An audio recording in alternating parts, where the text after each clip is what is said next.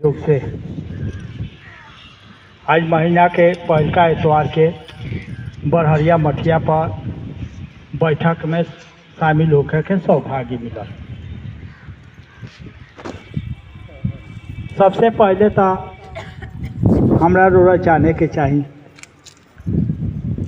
कि महादेव ई काम करे के काहे खातिर कहल है, यानी गुरु हमरा रोरा के ई काम करे खातिर काहे कहले, गुरु के आदेश के पालन कईल काहे जरूरी बावे। हमरा रोरा इस ए पर बात होकर के चाहिए, समझे के चाहिए। महादेव हमरा रोरा के जौन सौभाग्य देले बाड़े इहो हमरा रोरा नहीं बुझा। महादेव हमरा रोरा के कहाँ ले जाए के चाहता रहे, हमनी के कहाँ जाए के चाहता निशान इहो हमरा रोरा नहीं बुझा। एगो कहानी कही खराब ना लगी, बैठक में बारी लगी का हो? खराब ना लगी, खराब वाला बात।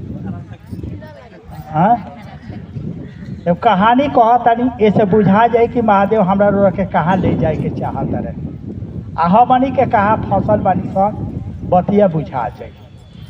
आ काहे खातिर ई काम करे के बाद कल जीरादेवी में भी बैठक रहे और एक पहली तारीख के जीरादेवी में बैठक होला। 2-3 महीना के बाद हो जाए के मौका मिलल, सौभाग्य मिलल, हो जाए कहानी हम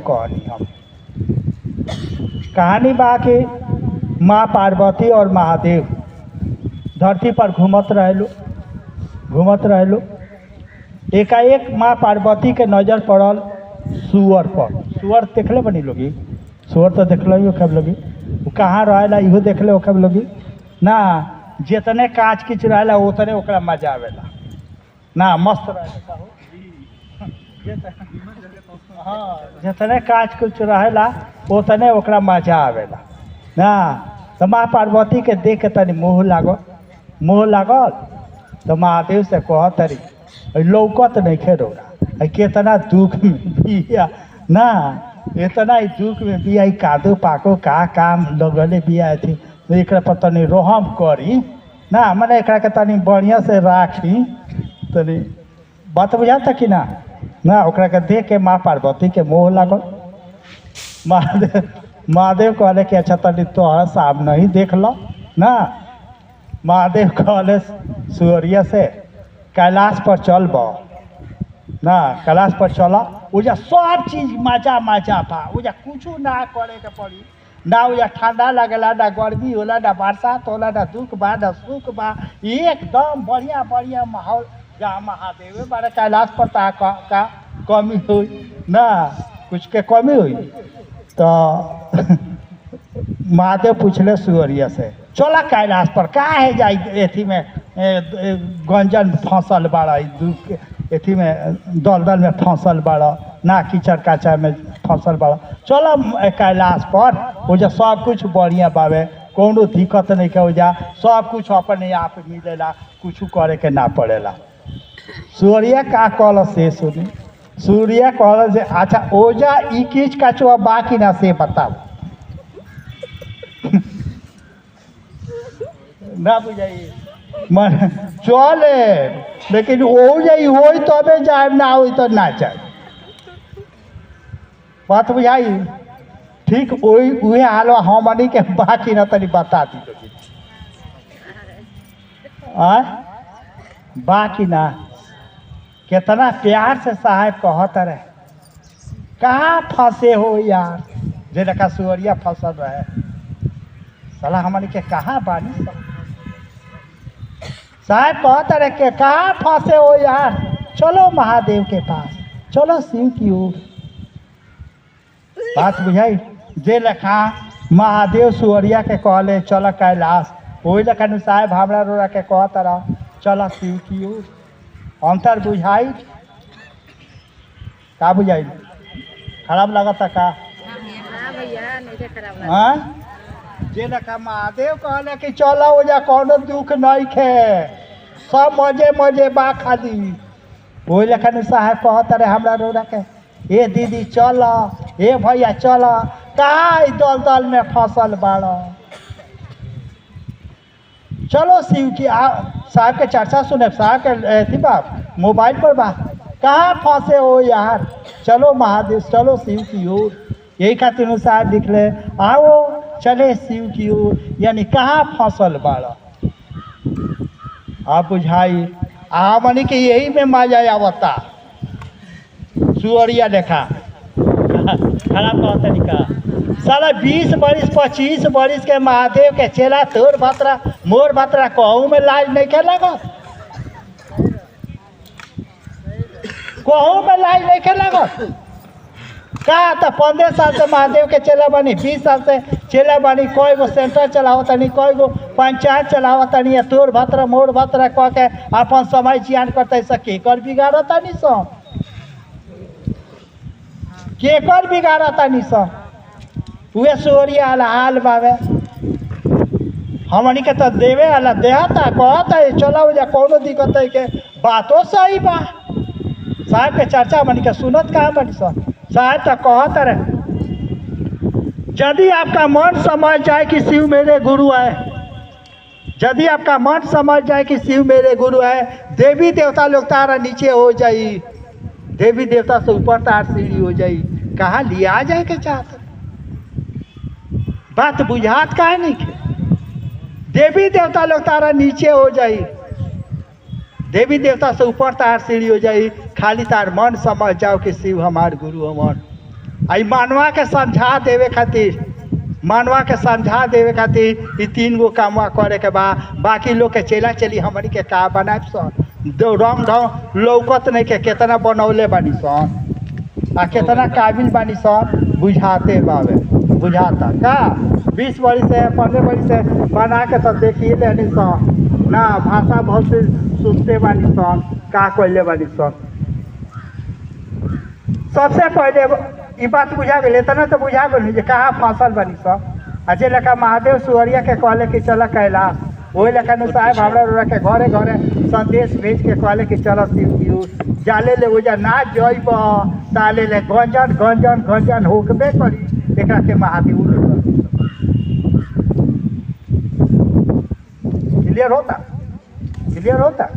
दुख दर्द हमनी के चिल्लात रही साहब तो कहता रहे कि जे कुछ सीढ़ी आवड़ी ऊपर आगे बढ़, दुख भी तारा से बिना पूछ ले ना जाई। आ दुख भी आई तो तारा के आई गे मागे आई बाप रे ना करे दी। तारा के गंजन में कष्ट नहीं के दे सकत, दुख आई लेकिन कष्ट नहीं के दे सकत, तारा के बाधित नहीं के कर सकत। इतना ताकत बा सूत्र में को जब हमनी के चेला बन जाई तो एजल बुझाई। माने साहब के का सोचबा, हमनी के का सोचबा। वो तो हमनी के चाहता रहे कि जन्म जन्म के दुख हो रहा जा, एक जन्म के ना जन्म जन्म के दुख हो रहा खातिर इस सूत्र हमरा रो के देले बारे चले के महादेव की ओर। ये साहब की एजल बुझाइल कि ना बुझाई। अब चले के हमनी के अब अपना विषय पर आ जाइए। महादेव के चेला बने खातिर आ बनावे खातिर अपने विषय पर आवल जाओ। जौन गुरु कहले बारे तो के लेखा होखो कैसे होखो। एगो बात जान ली लोग, सबसे पहले एगो बात जानी लोग कि जाले ले हमारा विश्व भाव 50 डिग्री के नीचे रही, 50 डिग्री के नीचे रही। यानी कहे के मतलब बा साहब जौन अपना किताब में लिखले बड़े कि जाले ले हमरा रोरा मन पर महादेव से भारी जगत रही। ताले ले जितना बीमारी बावे शिव चर्चा में हो उनका से नहीं पटत हो, उनका से नहीं पटत हो, वो लेखा करता है और वो लेखा करता रहे। जाले ले हमारा डिग्री 50 के नीचे रही, ताले ले सब बीमारियाँ रहबे करी, एक के महादेव नहीं खन हटा सकत। काहे रही जीव भाव के लक्षण है, जीव भाव के लक्षण है। उ तनी से टेढ़ करी है तो पूरा टेढ़ कर दिए। जीव भाव के लक्षण है, एमे ओकर कोनो दोष नहीं के, कोनो दोष नहीं के। यानी अगर हमरा रोरा मन पर महादेव से भारी जगत बा, एक मतलब बा कि हमनी के जीव भाव में बानी सन, जीव भाव में बानी सन। आ जीव भाव के माने भाई कि जे ए स्थिति में गुरु के दया भी लगभग निष्प्रभावी हुई, यानी गुरु के दया भी हमरा रोरा पर काम ना कर पाई। बात समझे लगी काहे खातिर गुरु के आदेश के पालन करे के बा आ कहाँ साहब ले जाए के चाहत रहे, बतिया समझ में आ जाई, सब बीमारी दूर हो जाई। साहब हमरा रोरा के यही खातिर 3 गो काम करे के कहले बारे, यही खातिर करे के कहले बारे कि जे काम कल जाई, धीरे धीरे धीरे धीरे हमारा और शीश भाव धीरे धीरे बढ़त बढ़त बढ़त 50 डिग्री के ऊपर चल जाओ, 50 डिग्री के ऊपर चल जाई, 50 डिग्री के ऊपर चल जाई, सब खेल खत्म हो जाई। जितना धरती के समस्या बा, जितना लौकिक पारलौकिक मनोरथ अपने आप पूरा होके लगी, खाली एकरा के 50 डिग्री के ऊपर चले तो दिया। 50 डिग्री बुझाता नहीं लगी, बुझाता जैसे एक ए लेखा समझे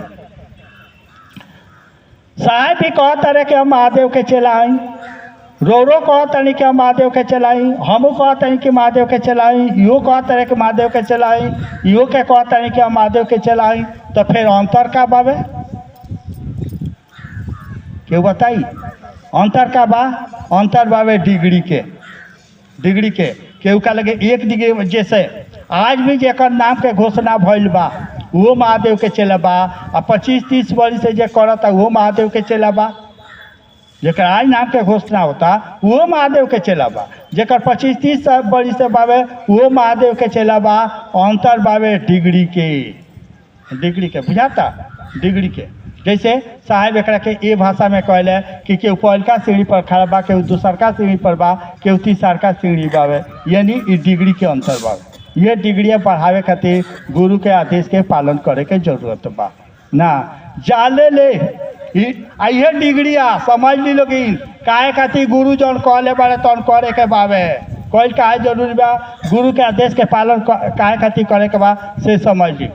यानी गुरु जौन कहले बारे ओके कोई यही खातिर जरूरी बा कि धीरे धीरे डिग्रिया हमार बढ़ जाओ, डिग्रिया बढ़ जाओ, ओजा ले जाओ जहाँ 50 डिग्री पर जब डिग्री जाई तब ओजा महादेव से संपर्क होई। ओकरा पहले महादेव से संपर्क नहीं है, महादेव के नीचे के लोग बा, उ लोग हमरा के मदद करता। अभी महादेव का लगे हमारा ना आवाज़ जाता ना हमारा पहुँच बनल बा। महादेव का लगे आवाज़ तबे जाई जब 50 डिग्री से ऊपर जाई।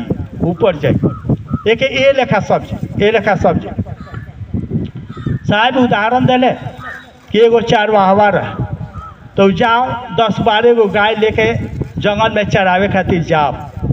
जब समय होके लौटे के नु तो एक तरह के आवाज़ देव चरवाहा, गायन के बिटोरे ना जाओ, खाली एगो आवाज़ देव, सब गैया इकट्ठा हो जा सन, चरवाहा आगे आगे आ गैया पीछे पीछे चले लग सन। एक दिन चरवाहा के दोस्त कहलस कि पार्टनर आज हम आवाज़ देतनी, गौर से सुने में लगी तब बात बुझाई। आज हम आवाज़ देतनी, देखा तो गैया आवतारी सन की ना। पार्टनर चरवाहा कहलस दो आवाज़, चरवाहा के दोस्तों आवाज़ दिलस, एगो गाय आई, बाकी गाय ना अली सन। काहे ना अली सन? बाकी गाय के बुझा गई कि कोनो नकल मारता, हमार मालिक नहीं खे बुलावत, हमार मालिक के आवाज़ ना हो। जो भोदा गाय रहे, एकदम भोदा गाय रहे, तो ना गई ओकरा असली या नकली ना बुझाई, वो बुझ गई कि हमार मालिके बुलावता, चल गई। लेकिन बाकी गाय ना हुई सब। धीरे धीरे धीरे चरवाहा के दोस्तवा के आवाज़ जैसे जैसे चरवाहा लेखा होके लगल, धीरे धीरे गैया के संख्या बढ़े लगल, गैयन के संख्या बढ़े लगल। जाले ले चरवाहा के दोस्तवा के आवाज़ चरवाहा के लेखा ना भइल, समझ ले। जाले ले दोस्तवा के आवाज़ चरवाहा लेखा ना भइल, ताले ले सब गैया ना अली सन। जैया चरवाहा लेखा ओकर दोस्तवा के आवाज़ भइल, सब गैया आ गई सन। एके माने का बुझाई? माने ये भइल कि हमनी के जौन कामवा करतानी सन यही खातिर करतानी सन कि जे लेखा साहेब हरिनारायण महादेव के कहले कि बुढ़ऊ इज्जत रखिए, महादेव धरती पर आ गई। सब लोग जानता कहानी, किताबों में लिखल बा, सिंहेश्वर मंदिर के कहानी। जब महादेव के मिठाई खियावे के नौबत आई, 5-6 गो मजिस्ट्रेट लोग रहे, साहब के डर थी माने स्थिति खराब रहे कि अगर महादेव ना खैले तो हमार कितना बेइज्जती हुई, कितना बेइज्जती हुई। साहब कुछ ना कहले, महादेव से कुछ ना कहले, खाली इतने कहले कि बुढ़ऊ इज्जत रखिए, महादेव आ गए। ठीक वही लेखा जे लेखा चरवावा के दोस्तवा धीरे धीरे धीरे धीरे चरवावा के आवाज़ के तरह हो गई, ठीक वही लेखा सुतरा कल जाई हमनियों के धीरे धीरे धीरे धीरे आवाज़ साहेब हरिंदर खानी आवाज़ हो जाई। बात बुझाता कि ना बुझाता? यानी साहेब जे लेखा आवाज़ दिले महादेव के आ गए, वही लेखा साहेब हमारा के 3 गो काम करे के कहले बड़े कि जे 3 गो काम करब धीरे धीरे तोहरो मानवा हमारा मानवा खानी हो जाई। जे लेखा हम कहनी महादेव के तो महादेव आ गए, एक दिन तू कहब तोहरो महादेव आ जाइए। यही खातिर 3 गो काम करे के महादेव दिले। बाकी है जितना ही काम बा ना हई हो गई हऊ हो गई, ये सब साला तो ब्याज में हो जाई। एक खातिर महादेव से कहे के ना पड़ी। अगर महादेव से कहे के पड़ता, महादेव से कहे के पड़ता, एक मतलब बा कि महादेव से रिश्ता नहीं है बनल। यानी हम लोग महादेव के चेला नहीं की सब। यही खातिर काम साहब करे के कहले कि जे लेखा पति पत्नी के रिश्ता होला, बाप बेटा के रिश्ता होला, भाई बहन के रिश्ता होला, वो लेखा गुरु और शिष्य के रिश्ता हो जाओ। ये खातिर डिग्रिया बढ़ावे के कहले, ये खातिर काम करे के कहले कि जे गुरु और शिष्य के रिश्ता हो जाओ। गुरु और शिष्य के रिश्ता हो जाई, शिष्य के गुरु से ना मांगे के पड़ी, कहे के ना पड़ी। शिष्य के बीमारी होई आ चिंता गुरु के होई, दर्द गुरु के होई। ऐसा रिश्ता होला गुरु और शिष्य के, हम देखले बानी, अनुभव कैले बानी। वो आधार पर हम कहतनी कि बीमारी ना, बीमारी होके के पहले गुरु जी के चिंता होके लगला। बीमारी होके के पहले ये अपन अनुभव अनुभूति बताओ तनी, कहीं पढ़ल लिखल नहीं की कहत, अपन जौन अनुभव कैले बानी तौन बताओ तनी कि बीमारी होके के पहले गुरु जी के चिंता हो गई। हमनी के तो वो धरती पर बानी सन, वो समय में बानी सन कि बीमारी ठीक भइला के बाद साला मेहरारू के मालूम पड़ी। क्या हो तू तो जाना तारा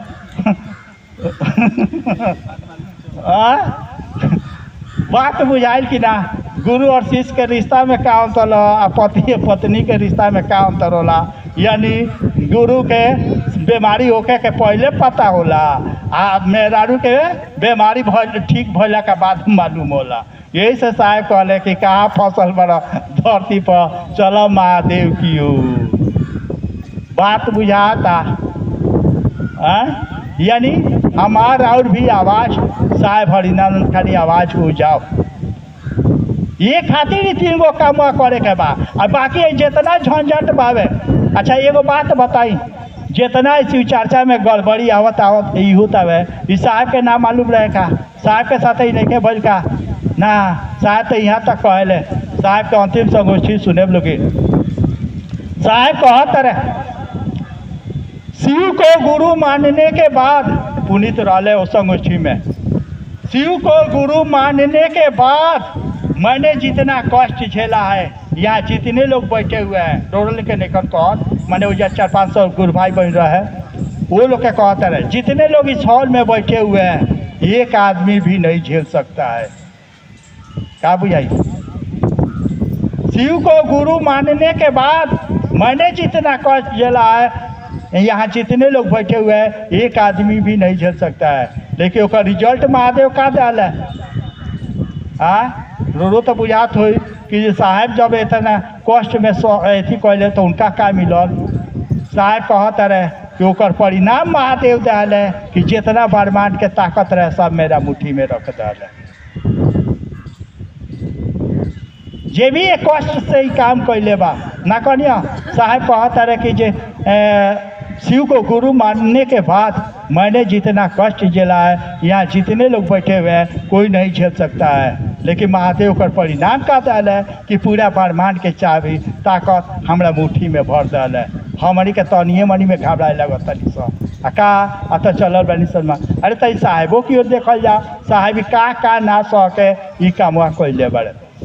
एगो और बात जान ली, पहले ही बतिया ना याद पड़त होला, एने 8-10 दिन से ही बतिया याद पड़ल बा।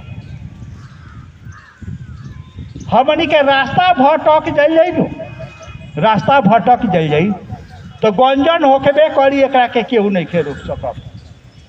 आपन भी गंजन होई, महादेव के काम करे माने गुरुजन कहले बारे तो गंजन हुई, दोनों गंजन हुई जब रास्ता भटक जाइए। तो रास्ता का रास्ता के माने भाई से समझ रास्ता भटकला के माने का भाई चर्चा में तना। लेकिन एक खाली यही लिखा रूम पर साहब का लगे बैठे रहनी सन, अभी देवघर रहले साहब तबे बैठे रहनी सन, तो साहब एगो बात कहले कि धरती के सबसे घटिया काम बा शिव चर्चा कोई। खराब लागत हुई कहो, धरती के सबसे घटिया काम बा शिव चर्चा कोई, आ धरती के सबसे सुंदर काम बा महादेव के चेला बनावल। ना बुझाई, बुझा गई? धरती के सबसे घटिया काम बा शिव चर्चा कोई, आ धरती के सबसे सुंदर काम बावे लोग के महादेव के चेला बनावल। जे भी चर्चा करता यानी उद्देश्य रास्ता भटकला के माने का भाई, अगर उद्देश्य जाओ ना उद्देश्य खातिर चर्चा करे के बा, अगर वो उद्देश्य पर हम लोग खड़ा नहीं कि सन यानी महादेव के चेला बनावे खातिर अगर चर्चा नहीं की सन करत, रोरा के केहू महादेव के चेला नहीं के बना सकत, रोरा भटकबे करे, एकरा के केहू नहीं के रोक सकत। नहीं क्या बुझाता का हो?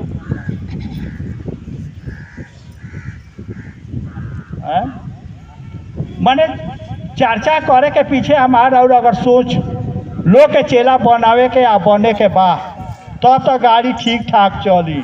अगर ये रास्ता भटक गनी सन यानी उद्देश्य से अलग भनी सन, सब कर्म लाग जाई तब वो काम ना होई। न चेला बने सन न बनाए सन, जौन बानी सन तौने रह जाए सन, कौनो काम ना होई।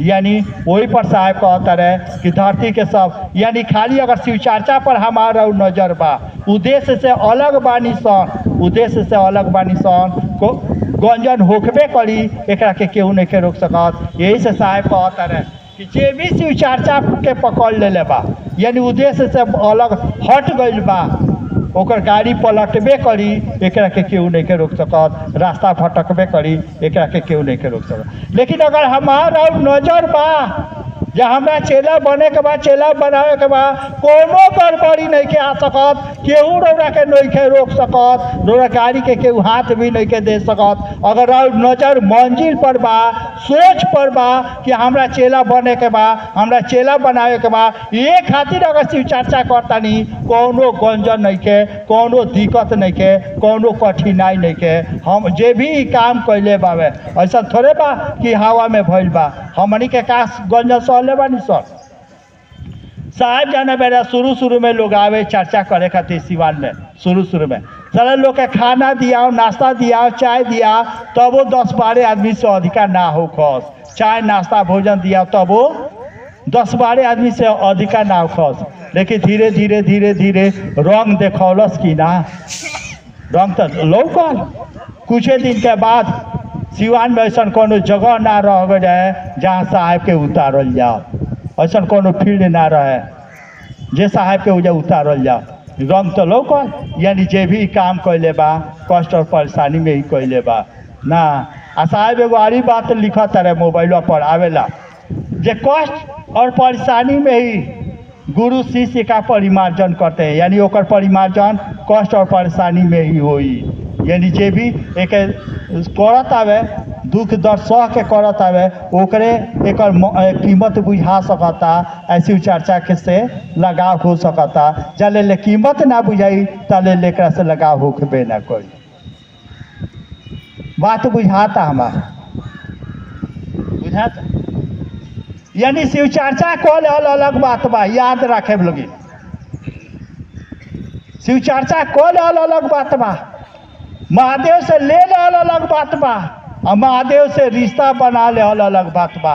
महादेव से रिश्ता बनावे खातिर जाले ले हमारा नजर मंजिल पर ना रही, यानी शीश बने के और बनावे के साहब के एगो और चर्चा सुने। लास्ट संगोष्ठी में भी एगो बात कहले कि चर्चा करे खातिर हम दया ना करे, चर्चा करे खातिर दया ना करे। चेला बने खातिर मांगता रह आ चेला बनावे खातिर मांगता रह तो हम दया करे, चर्चा करे खातिर दया ना मांगे। काहे कि चर्चवा बनावे ला कम आ बिगाड़े ला ढेर।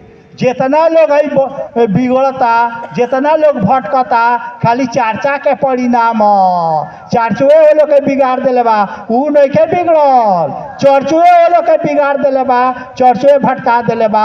काहे कि वो लोग के नज़र मंजिल पर ना रहे, वो लोग के नज़र चर्चा पर रहे। कुछ चेला बने खातिर आ बनावे खातिर चर्चा ना कैलो, ये से भटक गइलो। अगर चेला बने खातिर आ बनावे खातिर काम कल जाई, केहू रौरा के नहीं के भटका सकत, केहू नहीं के भटका सकत। साहेब के तो वादा बा, अंतिम संगोष्ठी के एगो लाइन बा, चर्चा आवेला सुने।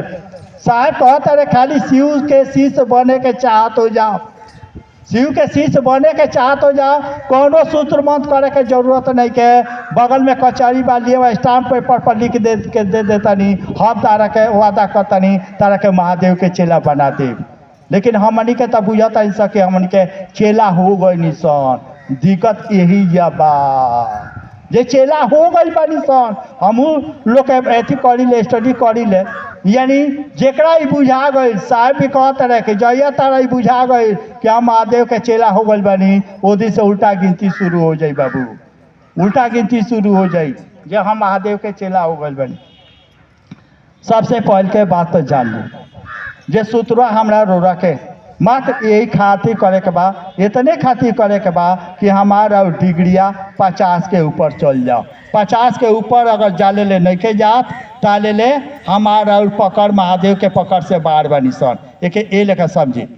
साहब किताबों में लिखले बारे कि दुख के घड़ी में गुरु के दया तेजी से आवेला, तेजी से आवेला। दू आदमी के साथ होला, एगो जरा महादेव अच्छा लगता रहे, दूसर का जे आदमिया महादेव के अच्छा लगता।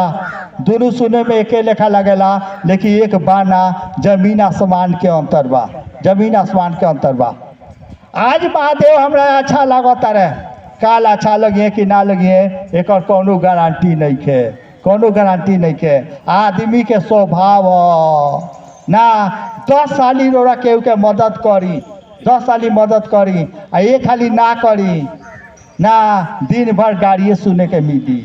धरती के नियम ई ना देखी कि जे 10 साली मदद कैले बड़े एक बदला में हम का दिले बनी, हम का कैले बनी। हमनियों के ढेर देखत है सर, और देखत देखत कानू पा गई, अब तो सुनहू के ना बंद करेला सर। ना पैसा दे दे के गाड़ी सुन ले बनी सर, ना सबे जानता। यानी आदमी के स्वभाव है कि जे आज महादेव हमरा रो निमन लागत रहे, काल निमन लगिए कि ना लगिए एक कोनो गारंटी नहीं है। लेकिन जे आदमिया महादेव के निमन लाग जाई, जे आदमिया महादेव के निमन लाग जाई, महादेव ओकरा के कोनो जन्म में ना छोड़िए। ये आदमी के स्वभाव में महादेव के स्वभाव में अंतर बा कि महादेव के जे लोग निमन लाग गई ओकरा के महादेव कोनो जन्म में नहीं कर छोड़ सकत। काम हमनी के खाली इतने खातिर करे के बा, मत हमनी के बुझाता इंसान यो बात दिमाग में रख ले कि हमरा रोड़ा बनौले के महादेव के चेला ना बनी, इतना याद रखे। लेकिन होई कैसे बनी, बनी ऐसा नहीं के जे भी कहले बाबे यही लेखा नहीं के कहले बनी को बनी, को बनी जब हमारा डिग्री 50 के ऊपर जाई तो बनी, 50 के नीचे तो कोनो सवाले नहीं है कि हमरा रोड़ा बनौले के महादेव के चेला बनी। 50 के ऊपर जाई जब हमारा साहेब से संपर्क हुई, महादेव से संपर्क हुई, साहेब हमारा रोड़ा में उतरी है, महादेव उतरी है, तो भी काम हुई। ये यानी कहे का मतलब बा कि अभी जाले ले हमनी के एक ए लेखा सब, ए लेखा सब हमनी के कहले सब कि जे जा तनी पूजा करे, पूजा करे जाइले सर का गौर से समझे, पूजा करे जाइले सर कि मांगे जाइले सर, मांगे जाइले सर ना कहले सर कि जा तनी पूजा करे, लेकिन मांगे जाइले सर, पूजा करे ना जाइले सर। साहब कहले चर्चा में भी सुने, मोबाइल पर बावे चर्चा, साहेब कहता रहे कि हमनी के महादेव का लगे जल लेके जाइले सन, महादेव के प्यास बुझावे खातिर ना जाइले सन, अपन प्यास बुझावे खातिर जाइले सन। साहब के चर्चा अपन प्यास बुझावे के जाइले सन। अगर महादेव के प्यास बुझावे खातिर जाता रह, महादेव खातिर महादेव के जल लेके जाता रह, तारा महादेव का लगे ना जाए के पड़ी, महादेव तारा लगे वही हैं। ठीक वही लेखा जे लेखा हमन के पूजा कहले सन, जे पूजा करे जाता नहीं सन, लेकिन पूजा करे ना जाइले सन, मांगे जाइले सन।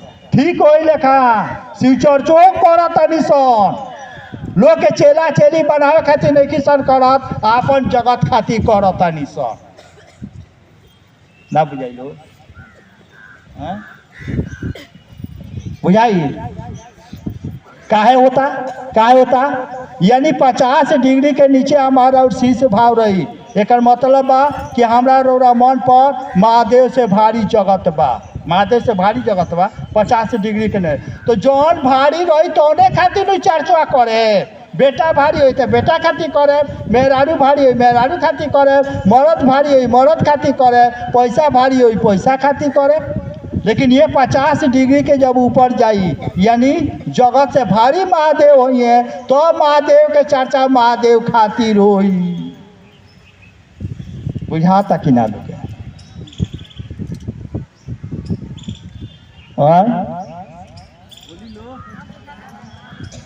सब गड़बड़ी के जड़ बुझाता। यानी चाले ले 50 के नीचे रही सब गड़बड़िया रहबे करी। जे लेखा सपवा के बावे जब चली तो टेढ़े चली, जब चली तो टेढ़े चली, ओकर लक्षण वही लेखा जीव भाव के लक्षण बा। जाने ले 50 डिग्री के नीचे रही तोर भाषा मोर भातरा होखेबे करी, एकरा के केहू नहीं खे रोक सकत। ये जब 50 डिग्री के ऊपर जाई, यानी हमरा मन पर महादेव भारी हो जाए, सब गड़बड़ी दूर हो जाई, अपने आप दूर हो जाई। खाली 50 डिग्री के ऊपर तो जाओ, हमरा मन पर जगत से भारी तो महादेव हो जाओ, सब गड़बड़ी दूर हो जाई। यही खातिर तो हमनी के कहता नहीं स कि जौना नियत से साहेब कहता रहे वो नियत से सुतरवा कल जा, तो बले बले बा, ना तो वे हाल बा हमनी के सूर्य के फसल बानी सा, यही में अझुराइल बनी सा। महासाहेब तो चाहता रहे कि एथी से दलदल से बाहर होख, हमनी के निकले के कहा चाहता नहीं सा।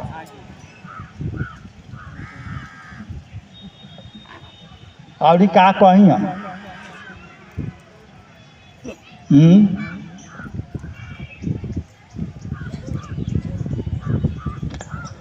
दोसर बात खाली महादेवे के ना, यही जे दोनों फंसता, लौकिक भी पारलौकिक भी, दोनों यही जे फंसता।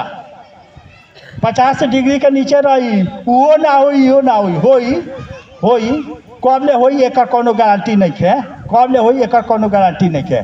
जैसे साहब का कहता रहे, साहब कहता रहे कि बाबू जगत में रहियो, जगत में फंस के मत रहियो, गंजन गंजन होके करी, एकरा के केहू नहीं के रोक सकत। यानी दुखो तालही ले बा, जितना धरती के समस्या बा दुखो दर्दवा तालही ले बा। जाने ले हमारा और मन पर जगत से महादेव से भारी जगत बा, तालही ले दुखो बा, दोनों का में फंसत यही जा।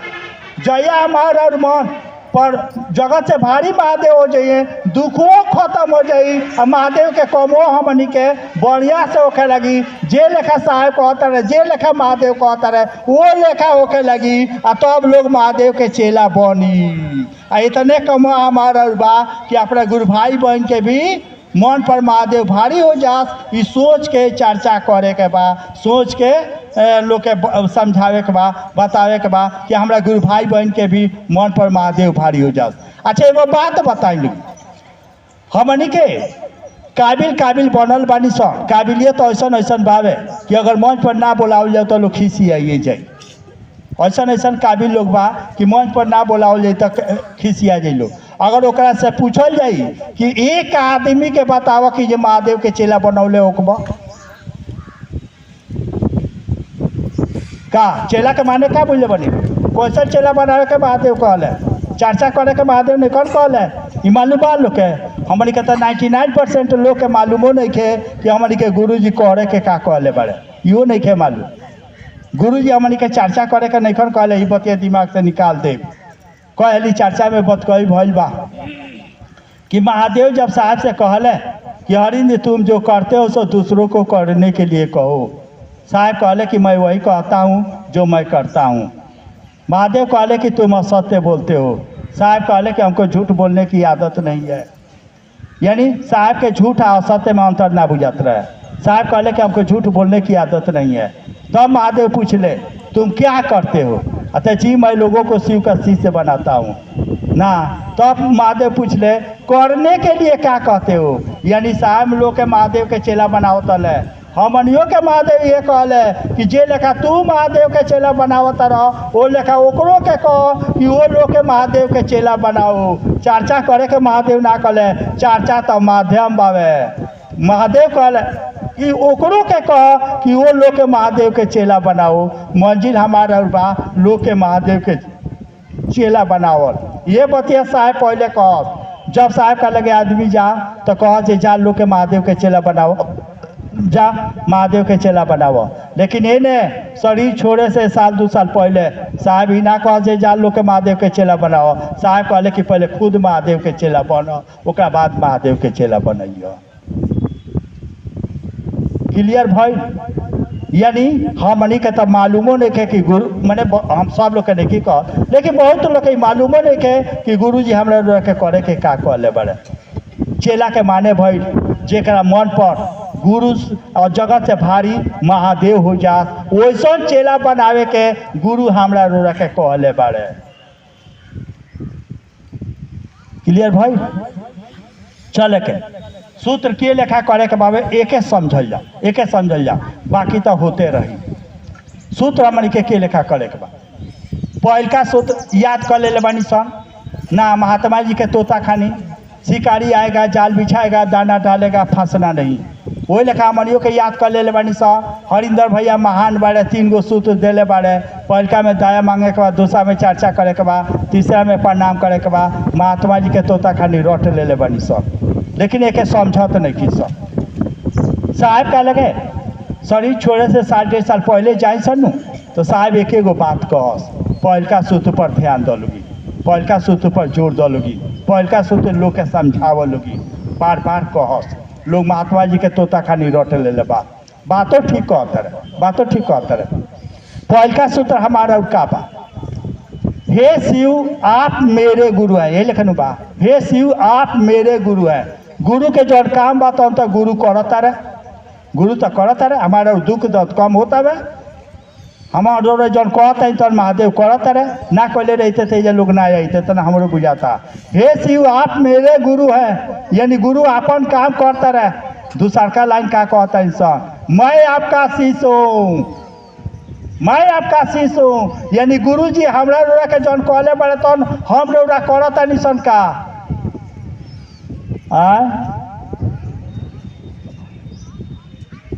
का बुझाई। हाँ हम लोग जौन गुरु के कहता ऐसा तो गुरु जी करता रहे। सब लोग आके मन से चिल्ला चिल्ला के कहता। दूसरा का लाइन का बा, मैं आपका शिष्य हूँ, यानी गुरु जी जो शिष्य के कहले बड़े तो हम लोग करता निशन का। शिष्य बनावता निशन का, चर्चा करता निशन। शिष्य बनावे खातिर चर्चा नहीं किसन करो, शिष्य बनावे खातिर चर्चा नहीं। मैं आपका शिष्य हूँ, यानी गुरु जी जो कहले बड़े तो पर हमनी के ध्यान नहीं के। ओकरा बाद का कहता, मुझ शिष्य पर दया कर दीजिए। यानी जे शिष्य वही ओकरा पर गुरु दया करिए। ना बुझाई, मुझ शिष्य पर दया कर दीजिए। यानी जे शिष्य वही ओकरा पर गुरु दया करिए। शिष्य के माने का भाई, शिष्य के माने का भाई, शिष्य के माने भाई जेकरा मन पर जगत से भारी महादेव होके। यानी जे महादेव खातिर महादेव के चर्चा करत होके, अपना खातिर चर्चा ना करत होके। महादेव खातिर महादेव के चर्चा करत होके, ओकरा पर गुरु के दया होई। जे अपना खातिर चर्चा करत होई, मंच माइक भजन खातिर चर्चा करत होई, ओकरा पर गुरु के दया ना होई। जे महादेव खातिर महादेव के चर्चा करत होई, ओकरा पर गुरु के दया होई। और जब गुरु के दया होई तब लोग चेला बनी और तब गुरु के आदेश के पालन करी। बुझाई। लोग बोलत काहे नहीं हो। हाँ बतिया बुझाता जे कहाँ गाड़ी फंसत आवे। अरे गुरु जैसे मान आई अम्मी मोटरसाइकिल से अली हो, तेलवा रहा तब न अली हो, ना रही तो तब खींच के लिए पड़ित कि ना। तो वही लेखा हमन के घींचते नु बानी सन, गुरु के दया से थोड़े गाड़ी चलता, खींचता नहीं सन, अपनो खींचता नहीं सन आ उनको खींचता नहीं सन ना। जे लेखा मोटरसाइकिल के तेल उड़ा जला देखिले से हमन के रास्ता में तो लोग खींचेला कि ना।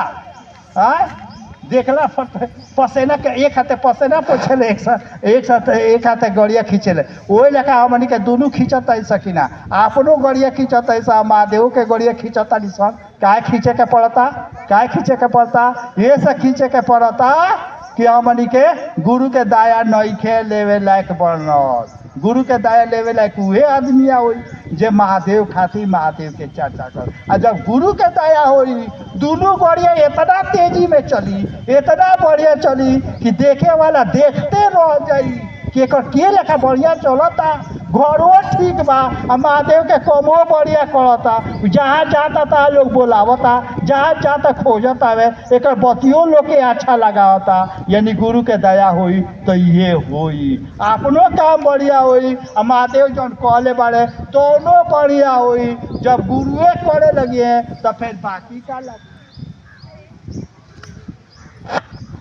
ना। बुझाइल, बुझा गई। यानी दोनों यही फंसता, याद रखे बोलोगी, याद रखे। जगत अपनो फंसता, महादेव जौन कहले बारे तौनु यही फंसता। यही खातिर कहा था कि केहू लेखा सुतरुआ कह के 50 डिग्री के ऊपर ले चली लोगी। साहब ये कहता रहे आओ चले शिव की ओर, यानी तू खाली हमरा लगे चल आव, बाकी तो सब हम तार देखबे करे, किताबों में लिख ले बारे। हम नहीं कह, खाली कहता है तू हमरा लगे चल आव, आओ आओ के बाद कोमा दिले बड़े, ओकरा बाद कहता रहे चले सीखियो। माने तार काम बा तू खाली हमरा लगे चल आव, ओकरा बाद सूत्र के लेखा होई, आ तार बीबी बच्चा के लेखा बियाह शादी होई या पढ़ाई लिखाई सब हम देख ले, तू खाली चल नहीं आव। जे लेखा महादेव कहले सुअरिया से तू चल कैलाश, ओजा कोनो चीज के गंजन नहीं के। वही लेखा साहब कहले तू खाली हमरा लगे चल आव। रसरी लफौले बारे, सीढ़ी गिरौले बारे, ए सीढ़िया से चल चले के बाबे, एमे ढेर नाखड़ा का करे के बा। जे लेखा सुअरिये नाखड़ा करते है वही लेखा हमनियों के नाखड़ा करते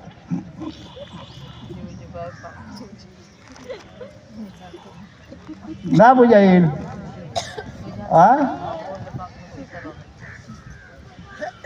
कोई के लेखा जाई एजाले तो बुझा गई कि हमारा खाली सुतरा इतने के काम बा, साहब का लगे पहुँच जाए के, बस इतने के जरूरत बा। ओकरा बाद काले एगो चर्चा सुनता हुई, साहब कहता रहे अरे खाली महादेव से रिश्ता बना ला, ओकरा बाद 14 तारीख के सूत जा, महादेव में ताकत हुई तो जगा के करा दी हैं। ओकरा बाद तो गुरु जी के नींद हराम हो जाई, जितने हमार और हराम भइल बनू उतने गुरु जी के हराम हो जाई।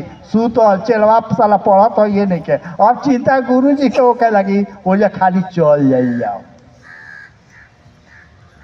पहलका सूत्र बुझा गई जे हे शिव आप मेरे गुरु हैं, यानी गुरु अपन काम करते रहे। हम गुरु जी के का करता नहीं कि ना, ये अपना के देखे के बाद हमनी के तो सब एनर्जी लगा देता नहीं सब लोग के देखे में। और हे लेखा कहत रहियो, और हे लेखा करत लियो, और उनका साथे जाता लियो, और वो नहीं जाता रहे का फर्क।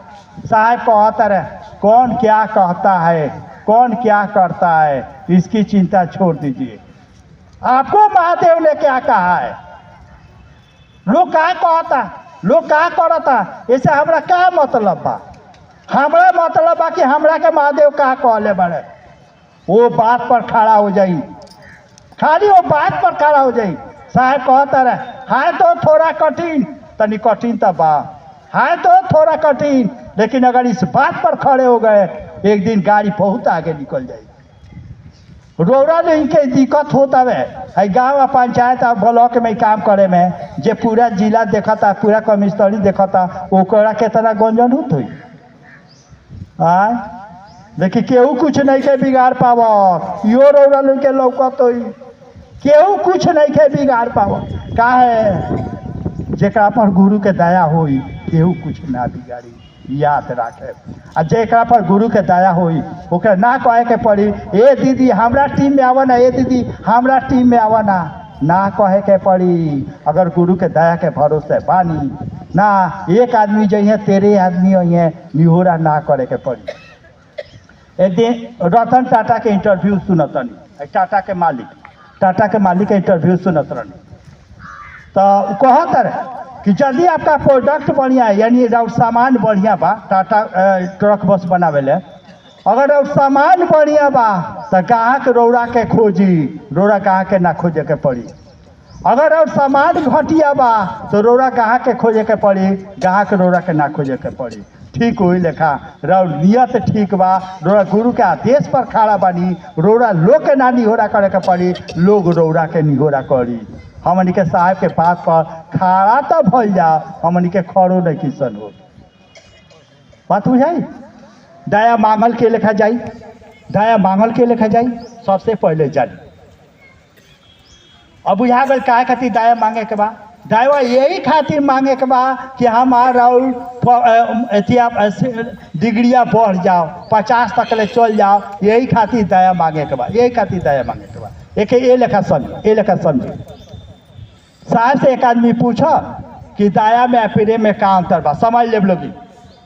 जौन फसल बानी सन यही खातिर दया के जरूरत बा, जे लेखा सुअरिया खानी हमनी के फसल बानी सन, बात सही बा। एक बा दया में प्रेम में का अंतर बा। साहब कहता रहे प्रेम दो तरह से हो सकता है, जगत से भी हो सकता है, ईश्वर से भी हो सकता है।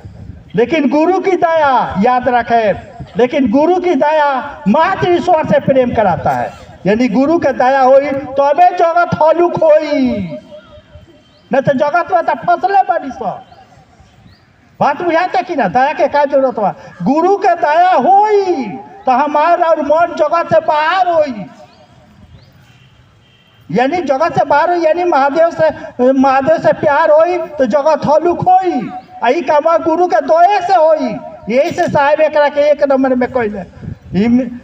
1 नंबर में साहब के मिल रहा है नमः शिवाय, 2 नंबर में मिल रहा है दया मांगे के, और 3 नंबर में मिल रहा है चर्चा करे के। साहब एकरा के बदल दिले कि जाले ले लो के मन, याद रखे। साहब बुझत है कि जाले ले लो के मन पर महादेव भारी ना हुए ताले ले ओका से जगत हलुक होकबे ना करी आ चर्चा होकबे ना करी। यही से साहब कहले कि वो महादेव से दया मांगो, दया मांगल जाई, जगत हलुक होई आ महादेव भारी हुई है। यही खातिर दया मांगे के कहल है। अब बुझाई लो काय खातिर दया, यानी जाले दया ना हो ताले जगत हलुक होकबे ना करी, महादेव भारी होकबे ना करिए। ये खातिर उनका से दया मांगे के बाद दया मांगल के लेखा जाई से सुन। मान ली के हमनी के महादेव का लगे गोल बनी सर, सोची जे महादेव का लगे गोल बनी दया मांगे, महादेव के पैर पर मुड़ी ध के प्रणाम करतनी आ तब कहतनी कि सरकार तनी हमरो पर दया कर दी कि हमार मन समझ जाओ कि रौरा हमार गुरु होई, रौरा जौन कहले बनी तो हमरा से हो जाओ। एकरा खातिर महादेव से दया मांगल जाओ। याद रखे के बा कि जितना देर दया मांगतनी उतना देर महादेव हमरा ध्यान में बारे कि ना। अगर ध्यान में नहीं कह तो बुझ जाए कि हवे में बानी सन। महात्मा जी के तोता खानी याद कर ले बानी सन, शिकारी आएगा जाल बिछाएगा दाना डालेगा फांसना नहीं। यानी उतना देर मन ध्यान हमारा और महादेव का लग रहे के चाहिए। बुझाओ कि महादेव से कहता नहीं, महादेव सुनत रहे तो बुझाता कि सही में रो दया मांगता नहीं। क्लियर भाई? यानी उतना देर आप थर्मामीटर लगा के अपने चेक करे के बाद कि जितना देर हम दया मांगनी है उतना देर मानवा हमार कहाँ रहल। अगर महादेव का लगे रहल सचमुच में चाहतनी ये काम करे के, सचमुच में चाहतनी कि ये दलदल से बाहर हो जा तो महादेव से दया मांगल जा। यही से साहब एकरा के 1 नंबर में कह दे।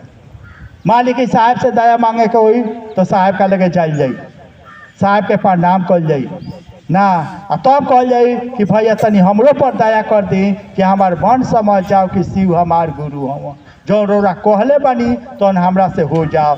जितना देर साहब से दया मांगता निशान उतना देर साहब अगर ध्यान में बारे, याद में बारे तब तो ठीक बा, ना तो हवे में बानी सन। वही लेखा भगवती से मांगे के बा, वही लेखा दीदी से मांगे के बा। एक काम में चारे आदमी मदद कर सकता, महादेव, भगवती, साहेब और दीदी, बाकी केहू रउरा के मदद नहीं के कर सकत। ये से उनका से बार बार कहल जाओ, बार बार दया मांगल जाओ, आ तब देखी कि गड़िया स्पीड पकड़ता कि ना। बुझा गल पर का सूत्र? कुछ एमे और कुछ पूछे के बा? दूसर का सूत्र बा चर्चा करे के। एगो बात याद रखे, जाले ले रौरा लोग के चेला बनावे खातिर चर्चा ना करे। याद रखे, जाले ले लोग महादेव के चेला हो जाओ, लोग के मन पर महादेव भारी हो जाओ, एकरा खातिर दया मांगतनी, एकरा खातिर चर्चा करतनी, तो चर्चा कोयला के माने बतल बा। अगर एकरा खातिर नहीं करत तो रौरा चर्चा कोयला के माने बा गली के कुकुर के चिलैला के बराबर। हम नहीं कहत, साहब किताब में लिख ले बारे। हमारा सोच होखे के चाहिए बस, आइयो सोच गुरु के दया से हुई। ई नियत जे हमार गुरु भाई बहन, हमार गुरु भाई बहन सचमुच में महादेव के चेला हो जाओ, सचमुच में महादेव के चेला हो जाओ, महादेव इनका मन पर भारी हो जाओ, महादेव की ओर इनका पैर चले लगो। अगर इस सोच के चर्चा करते तो हमारा मंच पर जाए के चाहिए। अगर इस सोच नहीं खे तो हमारा मंच पर जाहू के ना चाहिए। झूठों के समय का जियान करते काहे कि रोरा मंच पर जाई अच्छा मत जाई, रोरा मंच पर जाके बकर बकर कोयला के कोनो असर नहीं के। अगर अपना गुरु भाई बहन के कुछ देवे खातिर, गुरु भाई बहन के मन पर महादेव के भारी हो जा, इस सोच के महादेव के चेला हो जा, इस सोच के अगर चर्चा नहीं की कर तो रोरा मंच पर जाहू के ना चाहे। साहब कहते रहे कि अगर आप महादेव गुरु भाई बहन को कुछ दे नहीं सकते हैं तो आपको गुरु भाई बहन को बुलाने का हक नहीं है। बात में याद है कि ना, यानी हमने के गलत करता नहीं सब। अगर गुरु भाई बहन के समय जियान करता नहीं सब, गुरु भाई बहन के देवे के नियत नहीं के, महादेव के चेला बनावे के नियत नहीं के, तो रोरा गुरु भाई बहन के बुलावे के हक भी नहीं के। रोरा गलत करता नहीं। अगर रोरा चलते गुरु भाई बहन परेशान होता है, कष्ट में आवत है, रोरा दुख के भोगी होके, ऐसे हमेशा सतर्क रही लोगी जे हाँ के लिखा हम अपने गुरु भाई बहन के महादेव के चेला बना दी, महादेव भारी हो जा, इसको सोच के करी तब तो ठीक बा। बुझाई बुझा गल कि ना? तीसर का सूत्र बा प्रणाम करे के। साहब कहले जिंदगी में एक बार अगर महादेव के प्रणाम हो जाओ, जिंदगी में एक बार, दोबारा प्रणाम करे के जरूरत नहीं है। जिंदगी में एक बार अगर महादेव के प्रणाम हो जाओ, दोबारा प्रणाम करे के जरूरत नहीं है। साथ यहाँ तक कहले कि महादेव तो बड़ी दूर के चीज़ बारे, हरिनानंद महादेव तो बड़ी दूर के चीज़ बारे। एगो प्रणाम तार हरिनानंद का लगे आ जा, तू हरिनानंद हो जाइबा। एगो प्रणाम अगर तार हरिनानंद का लगे आ जाओ तो वो लेखा प्रणाम करे खातिर बिना महादेव के दया के हुई का, बिना साहब दीदी का आशीर्वाद के हुई का। यही खातिर नु कहा था, यानी तीनों सूत्रवा एक दूसरा के मदद करेला। साहब एक खाली बापू सभागार में मैं बैठक करत तो मैं एक आदमी पूछो कि जे सरकार तीनों सूत्र अगर हम कह देव तो महादेव के चेला हो जाए का?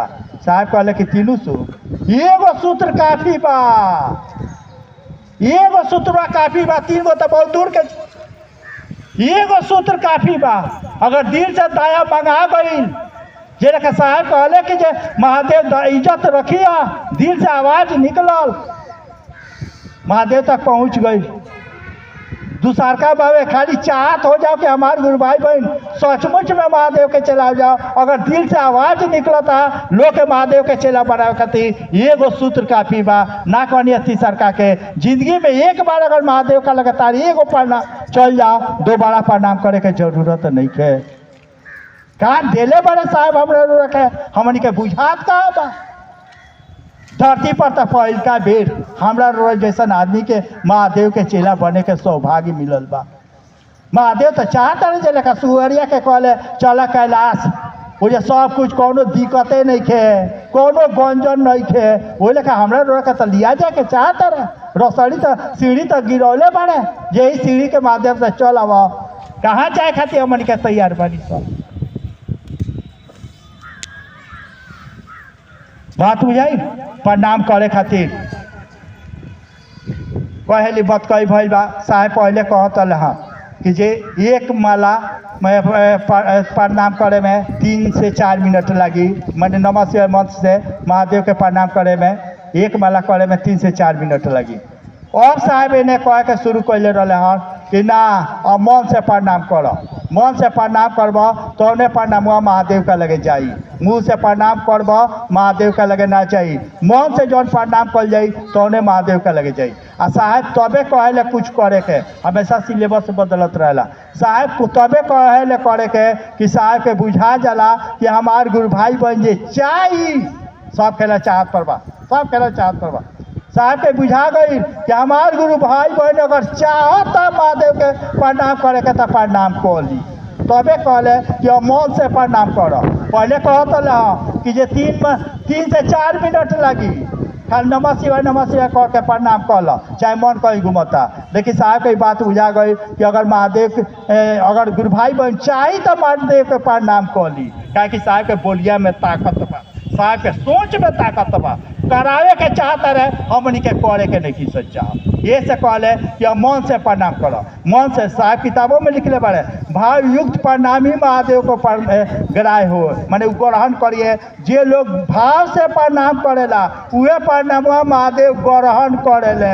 वही के हम अपना भाषा में बोलतनी कि जे मन से प्रणाम करी ओकरे प्रणाम महादेव का लगे जाई। हमनी के सोचतो नहीं कि हमार प्रणाम महादेव का लगे चल जाओ। करे के लेखा बा, सोचे के बा कि महादेव सामने बैठल बारे, उनका पैर पर मुड़ी ध के प्रणाम करतनी। ये खाली प्रणाम भइल एगो दाना खिसकौनी। एक ताकत बता दी, एक ताकत बताई। जाने मेरा फटाफट होत रहे न तो लोग जाके साहब से कहे कि सरकार देखी ना, कुछ लोग मान लेला, कुछ लोग ना मानेला। कितनो जिद करी ले सर ना मानेला। साहब का कहले से सुनी। साहब कहले अगर ना माने नु ना माने तो चले के बेरा खाली इतने कह दिया कि कबो आफत विपत पड़ी नु, सुने लगी गौर से, कबो आफत विपत पड़ी नु तो तनी 4-5 हाली नमः शिवाय कह के देख लिया। केकरा के कहले जे ना मानेला ओकरा के कहले जे एक कीमत ओकरा बुझा जाई। जब आफत विपत पड़ी आ 5 हाली नमः शिवाय करी आ जब ओकरा फायदा हुई तब उ लोग के खोजी उ कहाँ गए जिन सुतरवा देहल है। बात बुझाता? यानी वो महादेव के मने मने प्रणाम कर जा। रुद्राक्ष के माला पर 1 माला यानी 108 हाली प्रणाम करे के प्रयास कर जाओ। सोचे के बाद कि महादेव हमारा सामने बारे, उनका पैर पर मुड़ी ध के प्रणाम करतनी। एक हाली प्रणाम भइल, एगो दाना खिसकाई, फिर दोबारा प्रणाम करी, दूसरका दाना खिसकाई। ये लेखा 108 हाली प्रणाम करे के प्रयास करे के बाद एक टुकड़ा टुकड़ा में भी करी। टुकड़ा टुकड़ा में जहाँ बानी, जहाँ स्थिति में बानी वो लेखा महादेव के प्रणाम करे के प्रयास करी। तीसरका बाबे सांस पर प्रणाम करे के, यानी सांस लेता नहीं तो नमः, छोड़ता नहीं तो शिवाय। साहेब कहता रहे कि रुद्राक्ष के माला पर कल जाई तो जगत हलुक होई, सांस पर कल जाई तो महादेव से लगाव होई। अगर महादेव चाहिए तो सांस पर करी, अथी जगत चाहिए तो माला पर करी, दोनों चाहिए तो दोनों करी। ये तो हमारे रख के कहले बारे। अब फिर बोलते हैं इतना कहला के बावजूद अगर हमारा और गाड़ी आगे नइखे बढ़त, हमारा और दुख दर्द कम नइखे होत, इतना कहला के बावजूद तो दोष महादेव के नइखे, साहब दीदी के नइखे, सूत्र में नइखे, दोष हमनी में बा। इतना याद रखे। यही आग्रह प्रार्थना के साथ फिर से सब लोग के हमारे प्रणाम।